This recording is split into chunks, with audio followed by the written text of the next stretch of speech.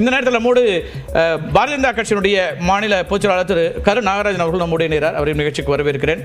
மகாராஷ்டிராவில் மீண்டும் ஆட்சி அப்படிங்கிறது ஒரு மகிழ்ச்சியான ஒரு ஒரு ஒரு ஒரு எண்ணத்தோடு இருக்கும். 6 மாதங்களில் இந்த மாற்றம் வந்திருக்கிறதுங்கிறத எப்படி பார்க்குறீங்க? நாடாளுமன்ற தேர்தல் ஒரு பின்னடைவு மகாராஷ்டிராவில் நீங்கள் எப்படி பார்க்குறீங்க? அதே நேரத்தில் ஜார்க்கண்ட் உங்களுக்கு கிடைக்கல, இப்போதைய நிலைமையில் இந்தியா கூட்டணி முன்னிலை இருக்குது. இல்லை, மகாராஷ்டிராவில் இது எதிர்பார்த்த வெற்றி. நாடாளுமன்ற தேர்தலில் அவங்க 30 இடங்களில் ஜெயிச்சிருக்கலாம். பாஜக கூட்டணிக்கு, தேசிய ஜனநாயக கூட்டணிக்கு வெறும் 17 இடங்கள் தான் கிடைத்தது நினைக்கிறேன். இப்போ இவ்வளோ பெரிய மாற்றம் மக்கள் கொடுத்த மாற்றம் தான். மக்கள் அதிக பெரும்பான்மை வாக்குகளை அளித்து வெற்றி பெறும்போது உடனே பல கற்பனைகளுக்கு நம்ம சகோதரி போன மாதிரி அவர் தவடே வந்தார். தவடே எத்தனை கோடி நீங்கள் எடுத்தீங்க, எவ்வளோ அவர் கூட பணம் இருந்துச்சு, 2500 ரூபா வச்சுருந்தாருன்னு செய்தி. நீங்கள் என்ன கப்சா விட்டுறதுக்கு ஒரு அளவு இருக்குல்ல, எந்த ஊடகத்தில் வந்துச்சு, எவ்வளோ பணம் கைப்பற்றினதை காமிச்சாங்க, யார் கைப்பற்றினா எவ்வளோ பணம் வந்துச்சு. அப்போ அப்படி ஒரு போலியான பிம்பத்தை நீங்கள் உருவாக்க நினைக்கிறீங்க. ஆனால் உண்மையிலே ஒரு ஆடியோ கால் வெளியே வந்திருக்கு, ஆடியோ வாய்ஸ் வெளியே வந்திருக்கு, அது இல்லைன்னு தகவல் சொல்கிறது தான் இருக்கீங்க. அதெல்லாம் விடுங்க. மகாராஷ்டிராவில் மக்கள் இன்றைக்கு இந்த 2.5 ஆண்டு காலம் ஷிண்டே அவர்களுடைய தலைமையான தேசிய ஜனநாயக கூட்டணி ஆட்சிக்கு ஒரு மிகப்பெரிய ஆதரவை கொடுத்திருக்கிறார்கள்.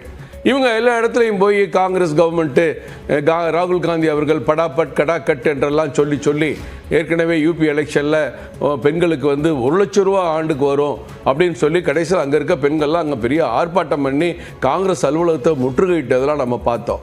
இங்கேயும் அவங்க பெருசாக நம்பினது பெண்களுக்கு 3000 தரோம், 3000 எல்லா விளம்பரங்களையும் அதை செய்தி.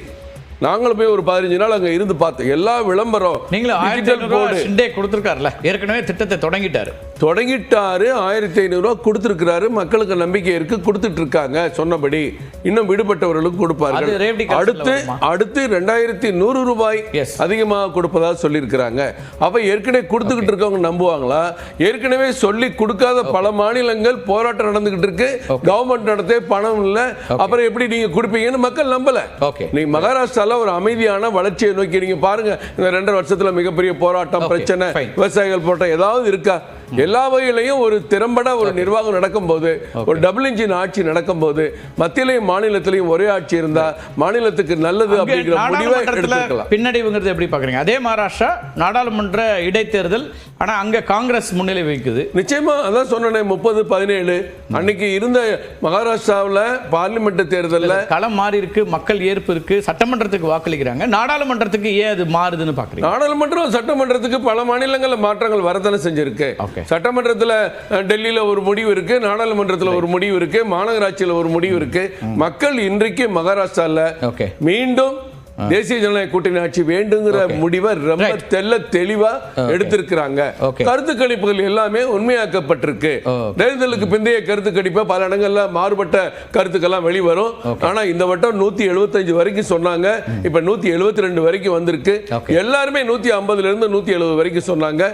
அது அப்படியே அந்த கருத்து கணிப்புகள் உண்மையா இருக்கு. பேசலாம், நம்ம எண்ணிக்கைகளை பார்த்தலாம். மேற்கொண்டு ஒரு சித்தாந்த ரீதியா ஒரு மிகப்பெரிய வேறுபாடு அங்க இருக்கு.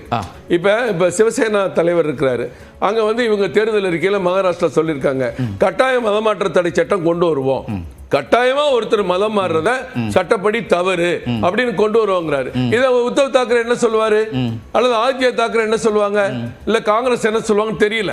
அவங்க மக்கள் சிவசேனா என்பது ஒரு இந்துத்துவ கொள்கையை கொண்ட அமைப்பு. அந்த அமைப்பு இன்றைக்கு காங்கிரஸோட இணையறத அவங்க விரும்பல. அவங்க அந்த மாநில ஆட்சி மீண்டும் முதல்ல வந்தது நம்பர் கேம் தானே. தேர்தலை முடிவு பண்ணி திருப்பி இடைப்பட்ட காலத்துல ஆட்சிக்கு வரல, அது நம்பர் கேம் தான். இன்னைக்கு ஒரு தெளிவான முடிவு மக்கள் கொடுத்திருக்காங்க. நம்ம முதல் கட்ட கருத்தா எடுத்துக்கிறேன். மகாராஷ்டிரா பொறுத்த வரைக்கும் என்டிஏக்கு ஒரு பெரிய எண்ணிக்கையில நம்பர் வந்திருக்கிறது.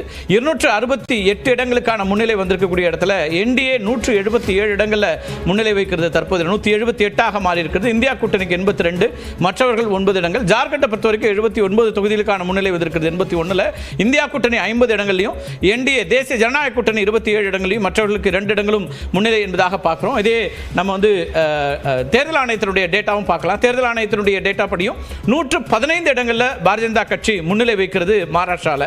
சிவசேனா ஷிண்டே தலைமையில் இருக்கிறது 56 இடங்களில் முன்னிலை. அதே போல் என்சிபிக்கு 34 இடங்களில் முன்னிலை.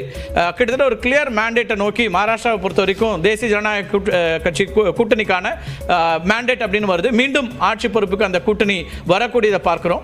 அதே போல் அதுக்கு அடுத்த இடத்துல இந்தியா கூட்டணி சார்பாக இந்தியா கூட்டணியில் காங்கிரஸ் கட்சிக்கு 22 இடங்கள், அதே போல் திரு உத்தவ் தாக்கரே தலைமையில் இருக்கக்கூடிய சிவசேனாக்கு 20 இடங்களில், அதே போல் சரத்பவார் தலைமையில் இருக்கக்கூடிய என்சிபி 11 இடங்களில் முன்னிலை வைக்கக்கூடியதை பார்க்கிறோம். மற்ற எண்ணிக்கைகள் எல்லாம் இருக்கின்றன.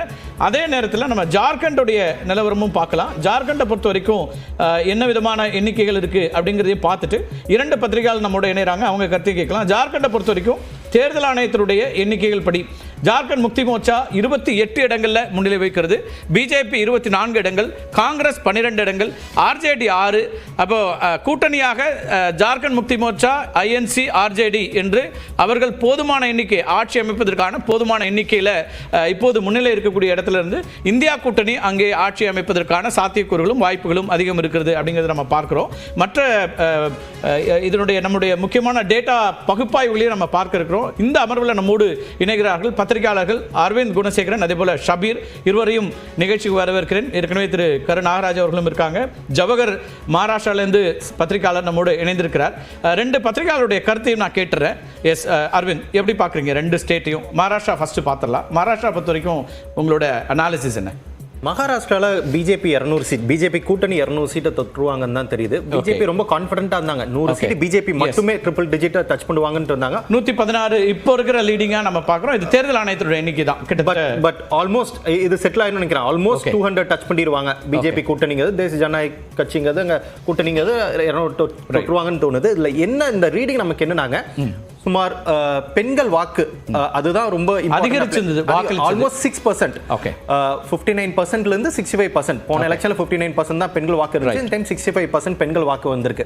ஸோ இந்த 6% பெண்கள் வாக்கு உயர்ந்தது தான் வந்து ஒரு டாமினேட்டிங் ஃபேக்டரா, ஒரு ஒன் சைடட் எலெக்ஷனா போறதுக்கான காரணம். இதற்கான முக்கிய காரணம் அதான் 1500 ரூபாய் பெண்களுக்கு கொடுக்கறது தான் வந்து திட்டம். அதான் லோக்சபா எலெக்ஷன்ல பாஜக தோட்டருக்கு பிறகு ஷிண்டேவோட அந்த ஸ்கீம் வந்து ரொம்ப பாப்புலரா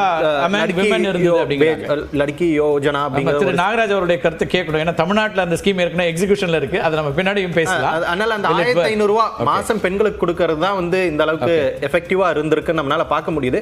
இது ஹிந்துத்துவா பாலிடிக்ஸ் மூலமாக இந்த சீட்டு கிடைச்சிருக்கு அப்படின்னாங்கன்னா, இதே மாதிரி ஹிந்துத்துவா பாலிடிக்ஸ் தான் பிஜேபி ஜார்க்கண்ட்லயும் ப்ளே பண்ணாங்க. இன்ஃபேக்ட் மகாராஷ்டிராவோட ஜார்க்கண்ட்ல இன்னமும் ஒரு அடுத்த கட்டத்துக்கு போய் அதை போலரைசேஷன் பண்ண பார்த்தாங்க. இங்கனாச்சு வருது கட்டேங்க டு பைத்தேங்க, அதாவது ஒன்னா இருந்தா மட்டும்தான் ஹிந்துஸ் ஒன்னா இருந்தா மட்டும்தான் காப்பாற்ற முடியும்னு இங்க ஒரு ஆர்குமெண்ட், இங்க ஒரு கேம்பெயின் பண்ணாலும் ஜார்க்கண்ட்ல அதே பண்ணாங்க. அதை தாண்டி ஜார்க்கண்ட்ல பங்களாதேஷ்ல இருந்து முஸ்லிம்ஸ் உள்ள வராங்க, எனவே நீங்க அவங்களை அலோ பண்ண கூடாதுங்கிற ஒரு கேம்பெயினும் பண்ணாங்க. அது அங்க எடுப்படலைங்கும் போது ஹிந்துத்துவா பாலிடிக்ஸ் கிடையாது, வெல்ஃபேர் ஸ்கீம் தான். வெல்ஃபேர் ஸ்கீம் அப்படின்றத அந்த 1500 ரூபாங்கிறதா ஒரு டிசிசிவ் ஃபேக்டரா இந்த எலெக்ஷன்ல இருந்துக்குங்க தான் நம்ம மகாராஷ்டிரால பார்க்கிறோம்.